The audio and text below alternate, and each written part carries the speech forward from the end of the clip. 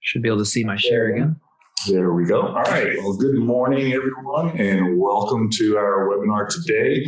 I don't know how many of you guys hunt or have ever, done bow and arrow at summer camp as a kid. But as you've seen right here, you get a whole lot more points for hitting target than you do for missing the board. And the same thing is in marketing.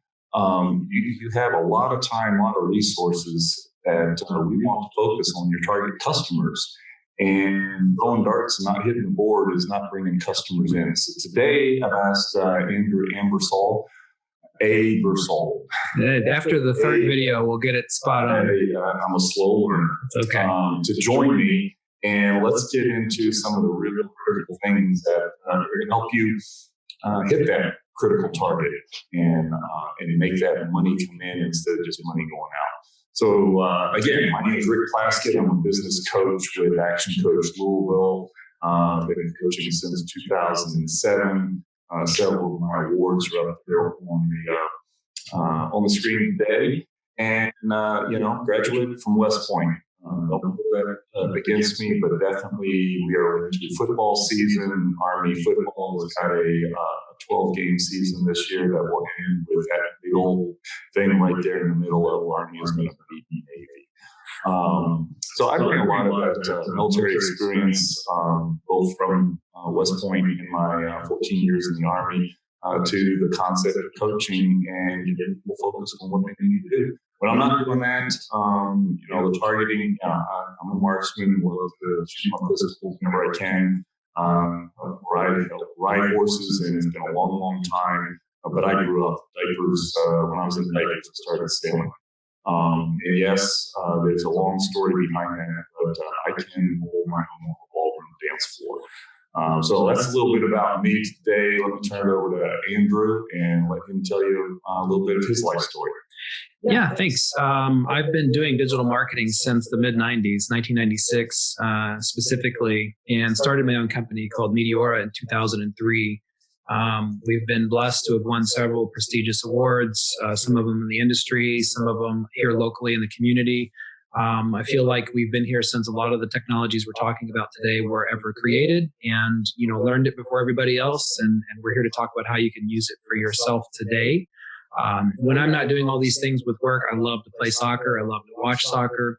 I like to build and restore cars. And once upon a time, I was actually a professional musician and owned a record label, which kind of got me excited about marketing many moons ago. So hopefully with my combined experiences, I'll be able to educate you on a few things today, or at least prompt you to want to look into some more things in the marketing side, specifically digital.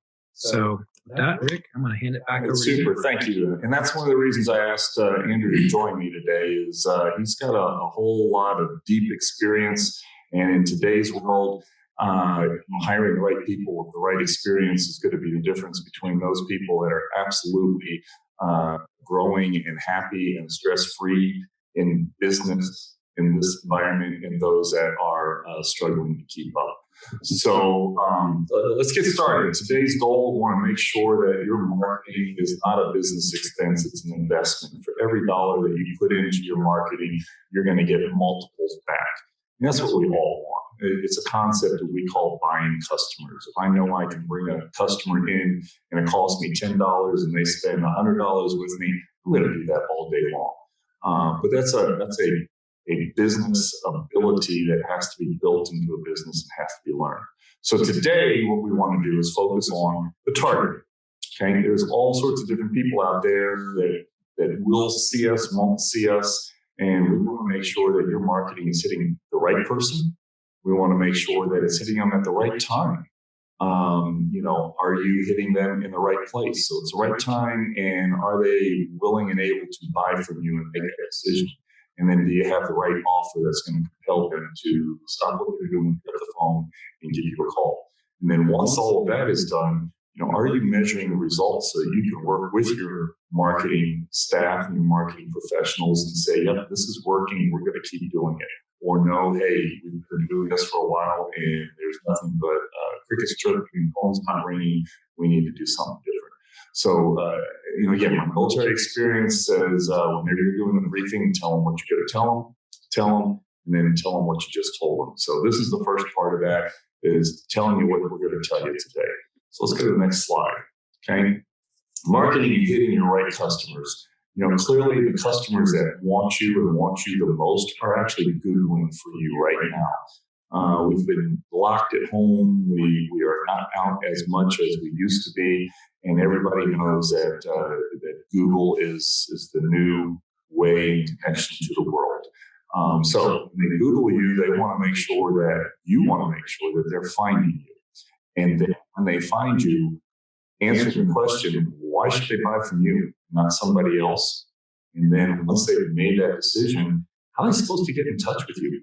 And that last piece, that connect with us, so many times is missed. And that's the critical part. You've got somebody all warmed up and ready to buy from you, and it's too much of a hassle, or they have to go through 3 or 4 different steps to find you. And no, that doesn't work. So that's the critical path right there of connecting with you. Now, let's hit the next couple of these. Why? Why will they reply to your marketing? Okay, marketing has to speak to them where they are right now. And there's a whole lot of detail behind that type of marketing. Let's rest assured that any TV ad that you see today that is speaking to something that was pre-pandemic, you click and you move on.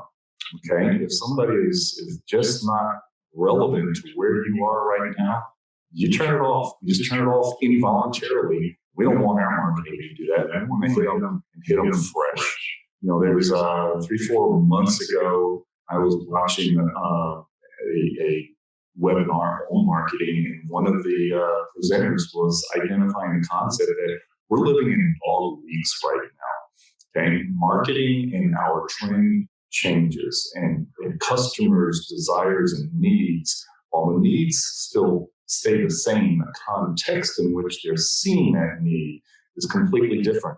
Imagine watching TV in the evening and you see 2 or 3 different advertisements for HVAC, heating and air conditioning repair.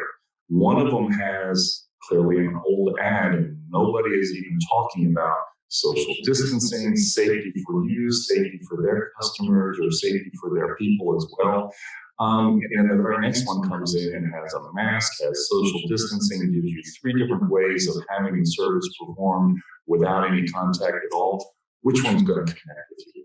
Okay, that's the why. Why do they want to do, and why do they want to reply to you? It's because you're connecting with them. Okay. Why would they see you? And then we go to that. We're good. Jumping around. Yeah, you're making me stay on target here. I'm trying. It's great. That's what it's all about. On target. Okay. How? You need to decide exactly how you want your message to get to them, and what is your offer. Okay. There are so many different ways to connect with people that you want to make sure it gets to them where they're at. It's not about you and what you like. It's about what they like and what they're doing. If you scream in the forest and nobody there, is anybody got to hear you? Versus, if they're looking for you and you're the first to pop up on the internet, boom, you hit them where they are. Now, the offer is the next thing. And let me just, if you've got a pen and paper right now, the one thing to do is to write down that an offer is not a discount. Nobody replies to discounts right now unless you're giving 100% discount, and that's not going to keep you in business. So your offer has to be something that meets them where they are and what their needs are right now. And then make sure your method is targeted to a specific audience. We'll get into this. Andrew's got a couple of ideas, but imagine, a billboard on the side of the highway. It gets to a huge audience. It's not a specific audience. And if you're asking them to make a decision and connect with you right then and there, it's a little hard to pick up that cell phone at 70 miles an hour and try to remember what the phone number was and try to dial it. Okay, we've all seen the person that's actually trying to do that as they slow up and then they move across 2 lanes because they're focused on their phone and not on you. But that's not what we want in the way of our target. Okay, next slide. All right, who? So many of the businesses that I coach, and if you look at any of the advertisements from a restaurant, they focus on number one, getting new customers in. Okay? So many of you could boost your profits exponentially if we focus some of the marketing on your current customers. Okay, imagine if you were a restaurant and you focused an email or a text on your current customer base to give them a members-only Tuesday offer, and that resulted in your current customers that like you already coming back just once more every single month. What would happen to your profits? And then the old customers. Old customers don't hear the same message as a new customer or a current customer, but getting that old customer back to you is a whole lot easier than convincing a new one of your value to begin with. So those are three different who's. They could be three different targeted marketing activities, but consider when you do your marketing, are we covering all three of these, and are we getting the right targeted customers that we want? All right. So how do you do that? Everything that we do, regardless of which of those customer bases that you want, or even their demographics, and Andrew's about to kick into that, in every single marketing piece, we want to grab their attention. Okay? We want that marketing needs to grab their attention. So when they Google in water in the basement and your advertisement pops up, it needs to grab their attention that they've hit the right place. And once we grab their attention, we want to build their interest. The attention is considered the headlines of the newspaper. The interest is the subtitle. Okay? The desire is the benefits. Okay? What are the benefits that you're going to give them when they say yes to letting you do business with them? And then the last is the call to action. And we all have seen it. It's not as much today as it used to be, but there's a whole lot of marketing dollars being spent out there. And the advertisement is not asking you to do a specific action. Yours will, because that's what gives you the results. So these are the general concepts of getting our game plan together to hit our target markets. I want to turn it over to Andrew and let him go into a little more deeply. What is it? How is it? What are the decisions that we have to make to hit that target customer? So Andrew, why don't you take it away? Absolutely. And what I'll touch on as we transition to getting into kind of the digital side of this is that the techniques and concepts that Rick just went over are applicable to any type of marketing and advertising. It doesn't necessarily have to be digital. But it's interesting that a lot of people don't carry that over when they start thinking about digital. They say, oh, just run some ads on Facebook and it'll work. But if you haven't put the thought behind some of these concepts, why should somebody buy from you? What is your offer? How are you going to get them excited about your business? And what's the call to action type of a thing? Then the ads are going to suffer, right? So everything that we're going to talk about next kind of builds on this. And so let's talk about it in the context of digital marketing, right? The neat thing about digital marketing for me is that we can target customers in more ways than ever before. Rick mentioned the billboard on the highway. We can change it in the digital world, making that billboard specific for just about every customer driving down the road. And that's kind of a neat thing. We didn't used to be able to do that. You can't do it with a newspaper ad that's in a printed form. You can start to do it with newspaper online, though. You couldn't do it with the traditional television ad, but you can start to do it with streaming video services. So there are a couple of these things that you really need to pay attention to when using the digital technology. We can target people using the right person. We can target them at the right time, and we can target them at the right place. And I'm going to dig into how we might do that. And some of these you're thinking, oh, right time, right place. It's not what you think it is, and I'll get to that. So first thing I want to talk about is when you're targeting the right person. Now, traditionally speaking, you can target people using the internet and do the demographic targeting. You can target them from a geographic standpoint. So we could target based on age, gender, income, location, are they 5 miles away, are they 10 miles away, etc. But where it really gets exciting is all of that And there's more. We can target people based on their interests, what they're actively searching for. We can target them based on things that are their hobbies, where they like to vacation, where they commute to, what type of industry they work in, what type of job titles they have. The list is really big. And so part of the challenge is to figure out who are your customers. And if they're your new customers you want to get, what do they look like? If they're the old customers that have lapsed, what does that group look like? If they're your current customers, you might have a marketing list that you can punch in, but you can learn from all those lists to figure out who do I want to get more of? And that might end up giving you 3, 4, 5, 6, or even more campaign audiences because you can target each of them separately with separate messaging. So it's really important to figure out who that right person is and really dial in and target them and take advantage of the powers of the internet, right? Make those ads unique because you have the opportunity to do so. Don't just take one advertisement or one message and assume that that's going to fit everybody because it won't.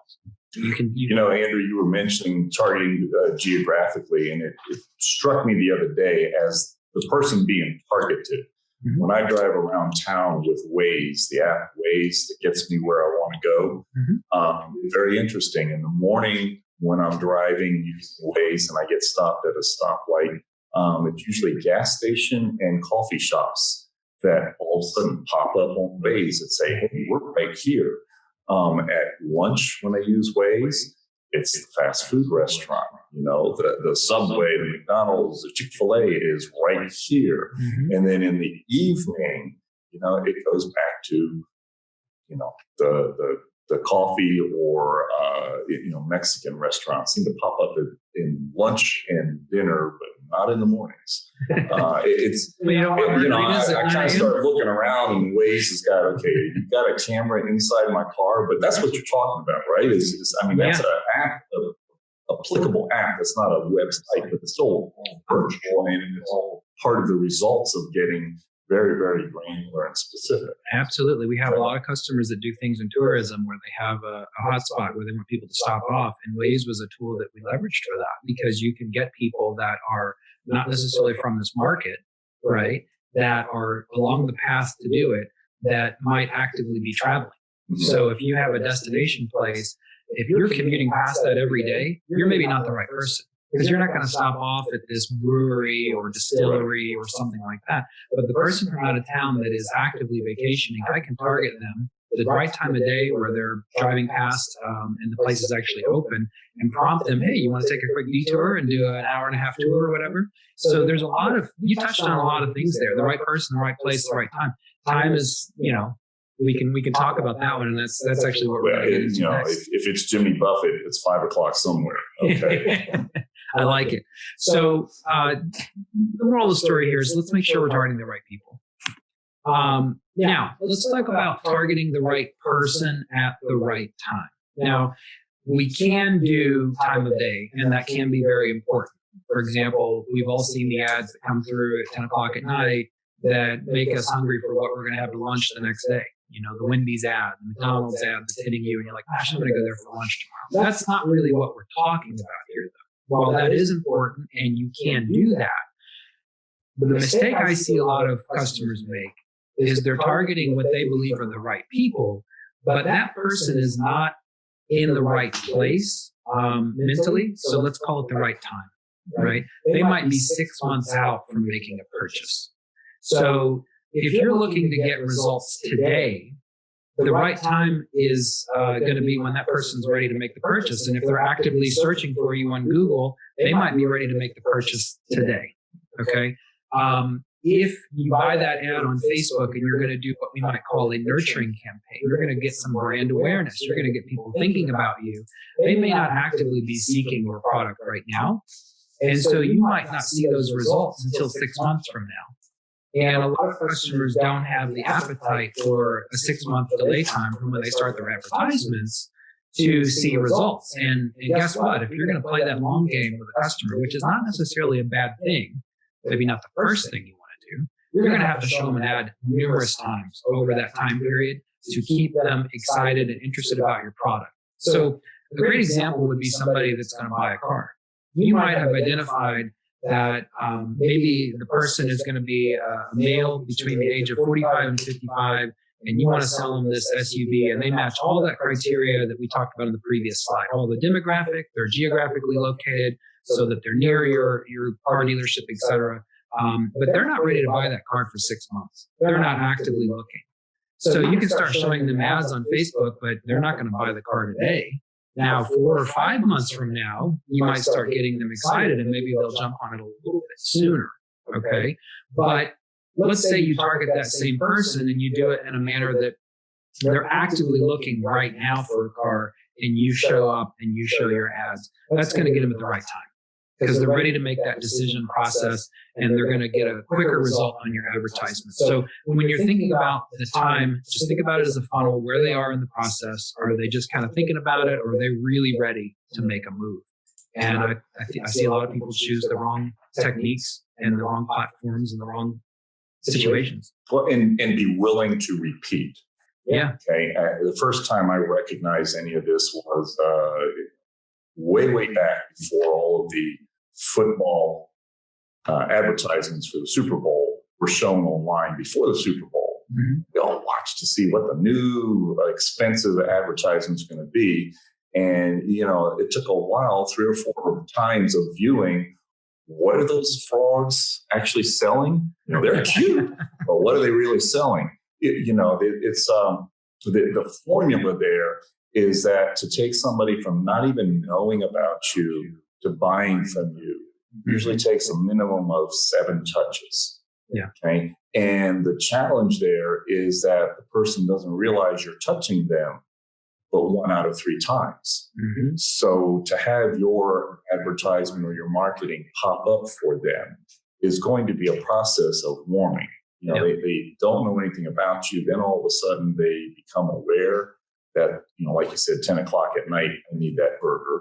And then, 3 or 4 more advertisements, they finally realize which chain is it that I'm going to go to, as opposed to the generic concept. So the frequency is a critical part there, and not to give up on, this is not a one and done type of marketing campaign. Mm-hmm. Okay. And that's why I've kind of illustrated it with the funnel, because if you layer these things correctly and combine the techniques, you might find yourself filling that top of the funnel, and that's okay. You're getting leads today and you're priming the pump, so to speak, for 3 months from now, 6 months from now. So you're constantly putting new people in it in the life cycle of whatever your service or product is. So it's not necessarily that one is better than the other, but if you're getting your toe in the water for the first time with doing some marketing, you probably don't want to start with that long-term game. You want to get some quick wins and start to understand what the cost per acquisition is and all that other stuff. So let's get the right person at the right time. So give us an example of a nurturing of this funnel that you've presented versus, plumbing pipes are broken and I need a plumber today. Yeah. If I'm a plumber, give me an example of that funnel type of approach versus, am I going to be the one they're going to call with that water leaking? So let's say that you're the plumber, you've got the ad for I need the pipe fixed today, and you've got a Google search ad. So you search on Google and you show up in the top 1, 2, 3 spots, right? And the customer they don't have a plumber they've worked with before. And so they're agnostic in terms of which one they choose. It's kind of like the voting booth. You might see that name recognition and go with the one that you recognize. And if they've never seen your name before, it's kind of a toss-up. Are they going to choose you, or are they going to choose the other person? Even though you're the first position on that ad, they might choose the second. So let's say that this plumber instead has, over time, been purchasing some type of advertisement on Facebook. And they've got their brand recognition out there a little bit. People have seen their name. They're aware of it. They weren't ready to click on that ad right now because they didn't have a plumbing need. But when it comes time for them to do that search and they see those 2 or 3 results, including this plumber's competitors, they may have been more familiar with their brand, their name recognition, feel more confident in making that purchase. And that touches on the 7 points that you just mentioned, because we've been showing them some things over time. So if you were doing a more comprehensive campaign, you would probably layer a couple of those things together so that you're getting the people when they need an emergency, but also when they need to do some maintenance or repairs that are not quite emergency related. Because the decision process is going to be very similar. So part of the magic that you do and the pixie dust is the, direct in your face, you need it, but also the subliminal that I don't need it now, but as soon as I do need it, you're the one that pops up. Yes. And there are a lot of companies that applies for. Collision centers, right? It's one that's top of mind right now. We're having some success with. So you want to be able to do those types of things. Because, some things you need, I put off that for 6 months. I'm finally going to fix that bumper. Or like, my car is not drivable. I need to get it fixed. Insurance is, who am I going to call, right? So let's touch on the right place, the right time, the right person kind of combined. So where are you going to buy your ads, right? In the traditional sense, it'd be like, oh, well, I'm going to put it on that billboard, but hey, that better be within a few miles from your location, right? It'd be silly to put an ad somewhere where your customers aren't going to see it. So when thinking about it, let's make sure that we're putting it on the right platform for what you're trying to accomplish, where your customers are going to see it and they're in that right mindset, that right time. And does it actually make sense to do it? So let's work through a couple of examples there. A lot of people think, hey, I'm a business and I'm targeting other businesses, so I should probably just advertise on LinkedIn because that's where business people are. And while that is true, that is not the only place business people are, right? A lot of business owners and professionals also have a Facebook account. And so there's really no harm in advertising business-related services, B2B, on Facebook in addition to LinkedIn, because you're going to get kind of that frequency or that repetition increased by showing them things on different platforms where they are. In a sense, you're kind of following them around, right? But let's take an example that's not a great one. TikTok, right? Great for kids. You want to advertise to the youth sports, toys, new sneakers, whatever it is. Maybe that's a great platform for you, but you're not going to advertise to senior citizens there. They're not on the platform. Right? It doesn't make sense. Instagram is another one that tends to skew a little bit younger. And so while these things become buzzwords and everyone's like, oh, you got to be on TikTok, you got to be doing something on Instagram. A few years ago, it was Snapchat. You got to do this with Snapchat. If your customer's not there, it doesn't make any sense at all. It's also worth kind of tying this back to your example earlier about Waze, right? That's a great platform if you've got something where somebody's going to stop off and get the coffee or, stop into the convenience store or maybe for dinner. But it's probably not where you're going to try and advertise to sell the new T-shirt or shoes unless you have a bricks and mortar store that's actually doing it, right? And that would be better for foot traffic probably than vehicle traffic. So making sure that you're putting these things in the right places is really crucial. Some people just have this desire, I have to advertise on Facebook because that's what people want me to do, but maybe that's not the right choice. You're absolutely right. Consider a purchase of a school supply. Okay. That really becomes a little more complex. It's not just an either or, it's an and. The kid is looking at a specific avenue or communication vehicle. And that's where they are saying, hey, this is what I need or want. But the parent is looking at something else. So your message needs to be consistent across both of those so that they both hit it. Well, and that's a great example of making it back to the right person too. So in that example, you have really the same audience, but different. Exactly. Well, you've got one decision maker, but one's actually going to use it. Yes. And okay, so it's absolutely. I've seen that a lot in some of our clients in the past, and it can be very tricky, but you want to have a message that's talking about the benefits and the exciting things for the youth, right? And what's going to get them excited about, oh, I need to have this new folder for school. It's cool when everyone has it. And then for the parent, that's going to be the decision maker. So let's say that folder costs a little bit more. It's a premium. Right? The parent's going to have to kind of get something so that when the kid wants it, like, oh, yeah, that's fine. And so you're showing ads to two different people. You've probably layered it on different platforms. The child might have seen it on TikTok. The parent might have seen it on Facebook. And when they get to the store, the decision-making process by the parent is easy because the kid said, I want it. And the parent's like, well, I've seen that. It's okay. Yeah. So it's really, it can get fun. It can get complicated. But when you start playing with all those and tying them together, that's when you actually can have results. And it just goes back to that target customer isn't necessarily one person. No. And so you've got to have your marketing be able to hit each of those, and they all recognize that it's that same marketing. Mm-hmm. Yes. It has to be the same brand. The same brand, right. So let's just touch briefly on, see how are we doing. Oh, we're kind of at time. So I'll try to be somewhat brief here, folks, but good ads and bad ads, right? So we've got to have the right offer. If you do all those other things and your offer is still lousy, you're going to lose. So you still have to make sure that your, USP is accurate and good. You've got consistency from the very first ad they see to the last click. So if you're driving to a phone call or something, you want your web page to match the ads so that if you're talking about sneakers, the page has sneakers on it, right? If you're talking about a minivan, show them the minivan. Don't show them the Corvette. They're going to get confused. So that's where they start. You need to have that consistency. And you've got to be really focused on this, right? Don't blur the lines between the ad you're showing the child and the ad that you're showing the parent. You have to be focused on what's interesting to them in your efforts here.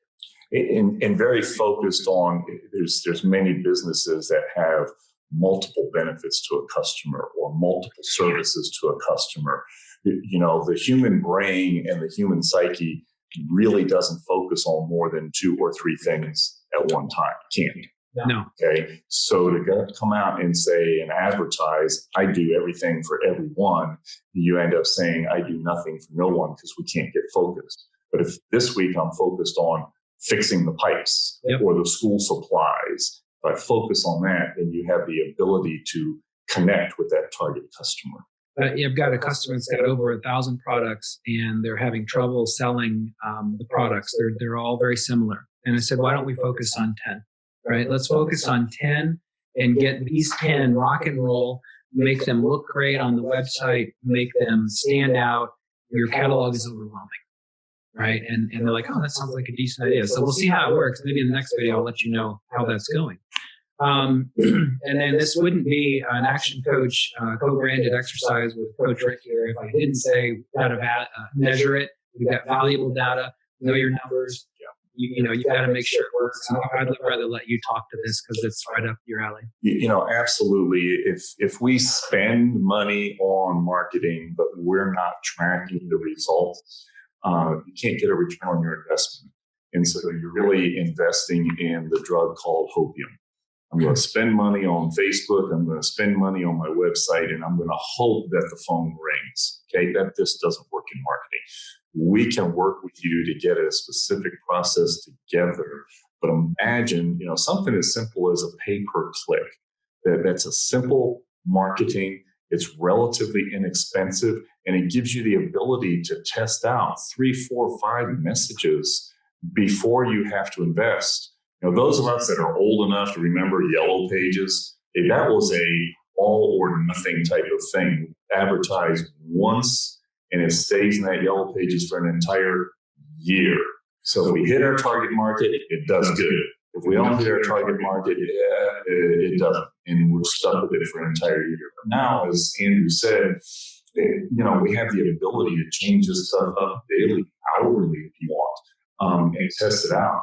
Imagine, using a small amount of funds to test 3 or 4 different messages to your targeted customer on pay-per-click and seeing and understanding what the returns are and actually having a measurement of it. We pick the best one to run full force then, and then you're not wasting your time and your money.